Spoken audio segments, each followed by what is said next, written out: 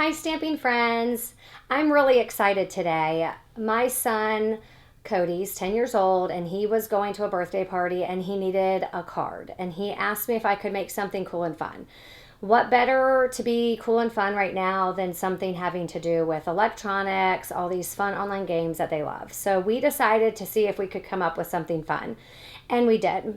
I'm really excited about this, and I thought that you guys might want to make one as well for those boys, adults, anybody in your life. So as you see, we have a lot of pieces. This definitely is more of a punch art card, and that's partially what I think is so exciting. To save time, I did go ahead and cut out all the pieces. I do not have all the measurements for you right now because I thought it would be easier for you just to go to my website, flourishingfinishes.com, click on my blog, and you can find this video and you can find the tutorial that will give you all of the dimensions and all of the sizes that are needed for all of these pieces. So once you cut everything, you will just have an assortment kind of as you see.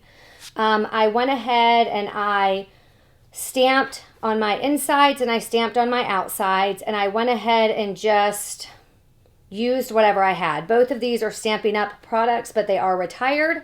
So just find something and go ahead and adhere them and put them all together. I went ahead and did all of that for us already.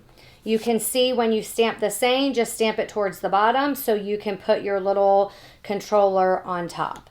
So once we get that out of the way, it allows us to work on all the pieces. These two pieces you are cutting. These are not something punched out. This one is using even a framelit, not a framelit. It uses like a folder in the machine to give it texture. So you'll have those, and then everything else you're punching out in some ways. These little guys were actually not a punch. They were actually a framelit. I think maybe from the Give It a Whirl framelit from Stampin' Up. That is current, but you would have to just check and see. I kind of just like with punch art to find something that we have, whether it be tiny punches or something. Most of us have something we can use if we don't have the exact same thing, or we can find something in the current Stampin' Up product catalog to help us make this. So once we have all of these, we go ahead and we start to put it together. What I did for the spacing is I used my card to go ahead and line it up and make sure that you get it kind of where you want it to go. Once you do, you can go ahead and glue all of these pieces down. Once you have these pieces down, you then proceed to handle kind of everything else, building your card one little step at a time, which I think is super fun.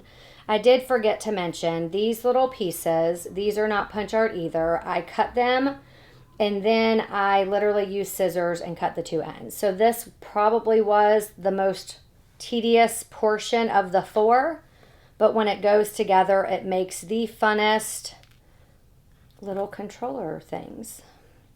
You love my terminology, don't you? Okay, so anyway. So then you just keep going and going and you build until you have this. And I did this to just kind of save a little time. Super, super fun little controller. Once you're done, I just put dimensionals on the back.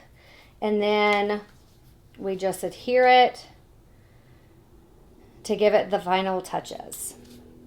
So as you can see, this is a super cute card, super fun for teenage boys, even adult boys, adult men, any of that. Probably a lot of girls that would like this. And it's super fun. So I hope you guys enjoy it. Would love your feedback. And until next time, I hope you flourish.